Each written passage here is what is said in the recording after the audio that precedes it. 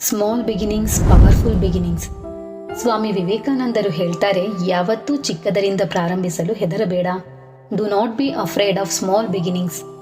ಯಾವತ್ತಿಗೂ ನಾನು ದುರ್ಬಲನಿದ್ದೇನೆ ಅಂತ ಯೋಚಿಸಬೇಡ. ನನ್ನಿಂದ ಹೇಗೆ ಸಾಧ್ಯ? ನನ್ನ ಮನಸ್ಸು ಚಂಚಲ ಇದೆ. ನಾನು ಹೇಗೆ ಕಾನ್ಸಂಟ್ರೇಟ್ ಮಾಡೋದು? ನಾನು ಹೇಗೆ ಧ್ಯಾನ ಮಾಡೋದು?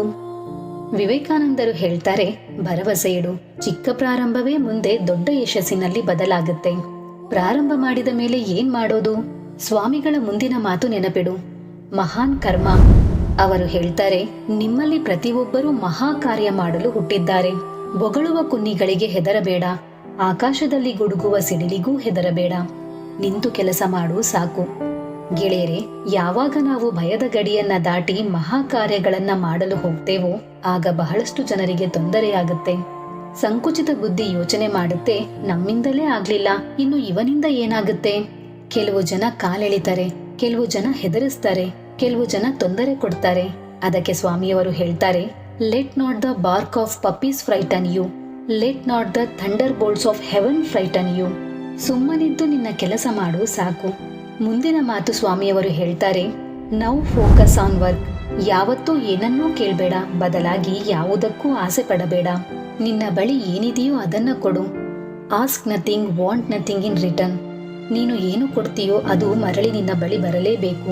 ಆದರೆ ಈಗಲೇ ಅದರ ಬಗ್ಗೆ ಯೋಚಿಸಬೇಡ.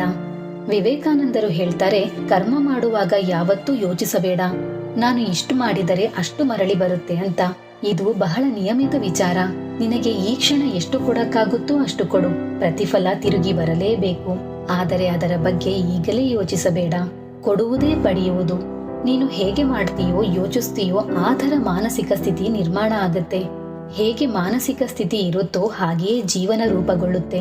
ಅದಕ್ಕೆ ನಿನ್ನಿಂದ ಎಷ್ಟು ಸಾಧ್ಯವೋ ಅಷ್ಟು ಉತ್ಸಾಹದಿಂದ ಅಷ್ಟು ಕೆಲಸ ಮಾಡು. ಯಶಸ್ಸು ನಿನ್ನ ಬೆನ್ನ ಹಿಂದೆ ಬರಲೇಬೇಕು. ಇಂಟೆನ್ಸಿಟಿ.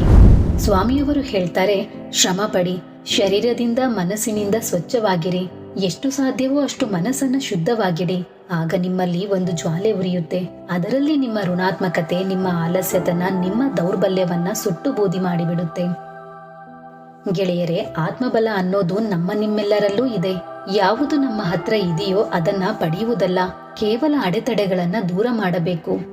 ಅದಕ್ಕೆ ಸ್ವಾಮಿಯವರು ಹೇಳ್ತಾರೆ, ಯಾರ ಬಗ್ಗೆಯೂ ಕೆಟ್ಟ ಯೋಚನೆ ಇಟ್ಟುಕೊಳ್ಳಬೇಡ. ನಿನ್ನದಲ್ಲದರ ಬಗ್ಗೆ ದುರಾಸೆ ಪಡಬೇಡ. ಮನಸ್ಸನ್ನ ಶುದ್ಧವಾಗಿಡು. ಆಗ ನಿನ್ನೊಳಗಿರೋ ಎಲ್ಲಾ ಡೌಟ್ಸ್ ಮತ್ತು ಭಯನ ಸುಟ್ಟಾಕೋ ಇಂಟೆನ್ಸಿಟಿ ಹುಟ್ಟಿಕೊಳ್ಳುತ್ತೆ. ಆತ್ಮಬಲ, ಆತ್ಮಶಕ್ತಿ. ವಿವೇಕಾನಂದರು ಹೇಳ್ತಾರೆ, ಯಾವುದನ್ನ ನಾವು ದುಃಖ ಮತ್ತು ಪಾಪ ಎಂದು ತಿಳಿದಿದ್ದೇವೋ ಅದಕ್ಕೆ ಕಾರಣ ಬಲ ಇಲ್ಲದಿರೋದು. ಅದಕ್ಕಾಗಿಯೇ ನಮಗೆ ಜೀವನದಲ್ಲಿ ಬೇಕಾಗಿರೋದು ಒಂದೇ ಒಂದು, ಅದುವೇ ಬಲ.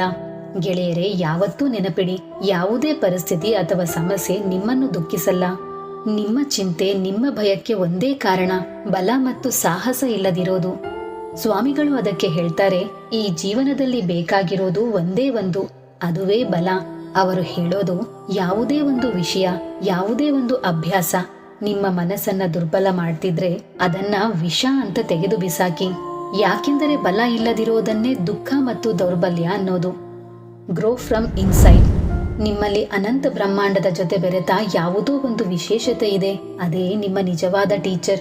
ಇದರ ಹೊರತು ಬೇರೆ ಯಾರೂ ನಿಮ್ಮನ್ನು ಸ್ಪಿರಿಚುವಲ್ ಅಥವಾ ಶಾಂತ ಮಾಡಲಾರರು. ಅದರ ಹೊರತು ಬೇರೆ ಯಾರೂ ನಿಮಗೆ ಮನಸ್ಸಿನ ಆಳ ದಾಟಲು ಕಲಿಸಿಕೊಡಲಾರರು. ನಿಮ್ಮ ಟೀಚರ್ ಯಾವಾಗಲೂ ನಿಮ್ಮೊಳಗೆ ಹೊಳೆಯುತ್ತಿದ್ದಾನೆ. ಅವನೊಂದಿಗೆ ಬೆರೆಯಲು ಕಲಿಯಿರಿ. ಸ್ವಾಮಿಯವರು ಹೇಳ್ತಾರೆ, you have to grow from the inside out. ಹೇಗೆ? Take care of your thoughts.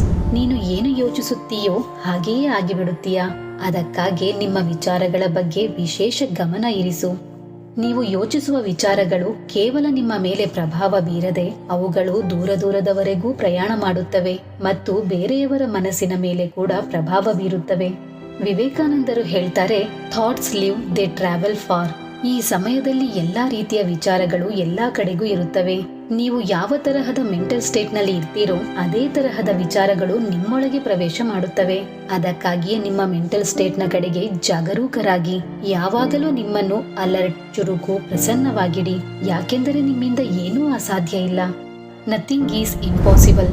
ಯಾವತ್ತಿಗೂ ನನ್ನಿಂದ ಆಗುತ್ತೋ ಇಲ್ಲವೋ ಅಂತ ಯೋಚಿಸಬೇಡ. ಯಾವುದೇ ದುಃಖ ಇರಲಿ, ಯಾವುದೇ ಪಾಪವಿರಲಿ, ಅವುಗಳೇ ದುರ್ಬಲ ಅನಿಸಬೇಕು. ಒಂದು ವೇಳೆ ನಿನಗೆ ನೀನೇ ದುರ್ಬಲ ಅಂತ ಅನಿಸಿದರೆ ನಿನ್ನ ಸುತ್ತಮುತ್ತಲು ಇರೋರೆಲ್ಲ ದುರ್ಬಲರು, ಚಿಂತಿತರಾಗಿಯೇ ಕಾಣಿಸ್ತಾರೆ. ಯಾವಾಗಲೂ ನೆನಪಿಡು, ನೀನು ಅಂತರ್ಮನಸ್ಸಿನಿಂದ ಅನಂತ ಬ್ರಹ್ಮಾಂಡದೊಂದಿಗೆ ಸಂಪರ್ಕ ಹೊಂದಿದ್ದೀಯಾ. ಅದಕ್ಕೆ ಯಾವುದೂ ಅಸಾಧ್ಯ ಅನ್ನೋದೇ ಇಲ್ಲ. ನಿನ್ನ ಆತ್ಮದಲ್ಲಿ ಅನಂತ ಶಕ್ತಿ ಇದೆ. ನಿನಗೆ ಕೇವಲ ಆ ಶಕ್ತಿಯನ್ನು ಎಬ್ಬಿಸುವ ಅವಶ್ಯಕತೆ ಇದೆ. Never think there is anything impossible for the souls. ಸ್ವಾಮಿಯವರು ಹೇಳ್ತಾರೆ, ಯಾವಾಗಲೂ ನೆನಪಿಡು, we have the power of to make our self. ಒಂದು ವೇಳೆ ನಿನ್ನ ವರ್ತಮಾನ ನಿನ್ನ ಭೂತಕಾಲದ ಕರ್ಮದ ಫಲವಾದರೆ ಖಂಡಿತವಾಗಿಯೂ ನಿನ್ನ ಭವಿಷ್ಯ ವರ್ತಮಾನದ ಕರ್ಮದ ಫಲವಾಗಿರುತ್ತೆ. ನೀನು ಏನೇ ಆಗಲು ಹೊರಟಿರು, ಅದಕ್ಕೆ ನೀನೇ ಸಂಪೂರ್ಣವಾಗಿ ಜವಾಬ್ದಾರನಾಗಿರ್ತೀಯ. ಅದಕ್ಕೆ ಎಂತ ಕರ್ಮ ಮಾಡಬೇಕು, ಎಂತಹ ಕೆಲಸ ಮಾಡಬೇಕು ಅನ್ನೋದು ಸರಿಯಾಗಿ ತಿಳಿದಿರಬೇಕು.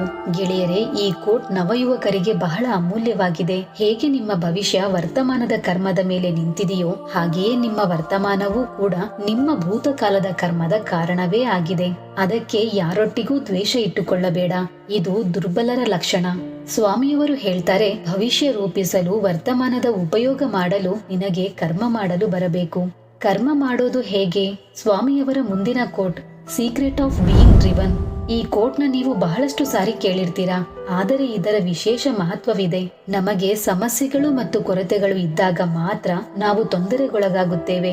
ನಮ್ಮ ಗಮನ ಗುರಿಯಿಂದ ಬೇರೆ ಕಡೆ ಸರಿದಾಗ ಸಮಸ್ಯೆ ಆಗತ್ತೆ. ಅದಕ್ಕೆ ಸ್ವಾಮಿ ಹೇಳ್ತಾರೆ, ಗುರಿಯನ್ನು ಮನಸ್ಸಿನ ಪ್ರತಿಯೊಂದು ಇಷ್ಟದೊಂದಿಗೆ ಸೇರಿಸು.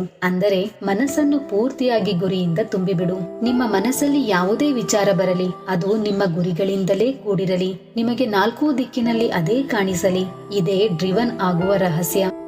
ಸ್ವಾಮಿ ವಿವೇಕಾನಂದರು ಹೇಳ್ತಾರೆ, ಕೇವಲ ಒಂದೇ ವಿಚಾರವನ್ನ ತೆಗೆದುಕೊಳ್ಳಿ, ಅದನ್ನೇ ಜೀವನ ಮಾಡಿಕೊಳ್ಳಿ, ಅದರ ಬಗ್ಗೆಯೇ ಯೋಚಿಸಿ, ಅದರದ್ದೇ ಕನಸು ಕಾಣಿ ಮತ್ತು ಅದರಲ್ಲೇ ಬದುಕಿ. ನಿಮ್ಮ ತಲೆ, ಮಾಂಸಖಂಡ, ನರನಾಡಿಗಳು, ನಿಮ್ಮ ದೇಹದ ಪ್ರತಿಯೊಂದು ಅಂಗಾಂಗದಲ್ಲಿ ಆ ವಿಚಾರಗಳನ್ನು ತುಂಬಿಬಿಡಿ. ಇದೇ ಯಶಸ್ಸಿನ ಮಾರ್ಗ. This is the secret of being driven. ಈಗ ಫಲಿತಾಂಶದ ಭಯ ಬಿಟ್ಟು ಬಿಡಿ. B fearless. ಸ್ವಾಮಿ ಹೇಳ್ತಾರೆ, ಒಂದು ವೇಳೆ ನೀನು ಮಹಾನ್ ಕಾರ್ಯ ಮಾಡಲು ಬಯಸಿದರೆ ಫಲಿತಾಂಶದಿಂದ ಮಾಡೋದೇನಿದೆ? ನಿರ್ಭಯವಾಗಿ ಕರ್ಮ ಮಾಡೋದರಲ್ಲಿ ಪರಮಾನಂದ ಇದೆ. ಸ್ವಾಮಿಯವರು ಹೇಳ್ತಾರೆ, ಎದ್ದೇಳಿ ವೀರರೇ, ಎದ್ದೇಳಿ. ನೀವು ಅದ್ಭುತವಾದ ಕೆಲಸ ಮಾಡಲು ಹುಟ್ಟಿದ್ದೀರಾ. ಯಾವುದಕ್ಕೂ ಹೆದರಬೇಡಿ. ನೀವು ಸ್ವತಃ ಮಹಾನ್ ಕೆಲಸ ಮಾಡ್ತೀರಾ. It is the inherent fearless that brings heaven in a moment. ಇದು ನಿನ್ನ ಸಹಜ ನಿರ್ಭಯತೆ. ಈ ಕ್ಷಣವನ್ನ ಸ್ವರ್ಗ ಮಾಡುತ್ತೆ. ಸ್ವಾಮಿಯವರು ಹೇಳ್ತಾರೆ, ಈ ಬ್ರಹ್ಮಾಂಡದ ಬಲದ ರಹಸ್ಯ ನಿರ್ಭಯದಲ್ಲಿದೆ. ಮುಂದೇನಾಗತ್ತೆ, ನಂದೇನಾಗತ್ತೆ, ಯಾವತ್ತೂ ಅದರ ಬಗ್ಗೆ ಚಿಂತೆ ಮಾಡಬೇಡ. ಯಾವತ್ತಿಗೂ ಒಂದು ವಿಷಯದ ಮೇಲೆ ಅವಲಂಬನೆ ಆಗಬೇಡ. ಯಾವ ಕ್ಷಣ ನೀನು ಬೇರೆಯವರ ಮೇಲೆ ಅವಲಂಬನೆ ಆಗೋದು ಬಿಡ್ತೀಯೋ ಅದೇ ಕ್ಷಣ ನೀನು ಚಿಂತೆಯಿಂದ, ಭಯದಿಂದ ಮುಕ್ತನಾಗ್ತೀಯ. ಸ್ವಾಮಿಯವರು ಹೇಳ್ತಾರೆ, ನಿರ್ಭೀತರಾಗಿರಿ, ಧೈರ್ಯಶಾಲಿಯಾಗಿರಿ. ಇತರರನ್ನು ಎಂದಿಗೂ ದೂಷಿಸಬೇಡಿ. ನಿಮ್ಮ ಕೊರತೆಗಳ, ನಿಮ್ಮ ತೊಂದರೆಗಳ ದೋಷದ ಭಾರವನ್ನ ನಿಮ್ಮದೇ ಭುಜದ ಮೇಲೆ ಹೊರಿ. ಸ್ವಾಮಿ ಹೇಳ್ತಾರೆ, ನೀವು ಯಾವುದೇ ಸಮಸ್ಯೆ ಎದುರಿಸುತ್ತಿದ್ದೀಯೋ ಅದಕ್ಕೆ ಒಂದೇ ಕಾರಣ, ನಿಮ್ಮ ಮನಸ್ಸೇ ಆಗಿದೆ.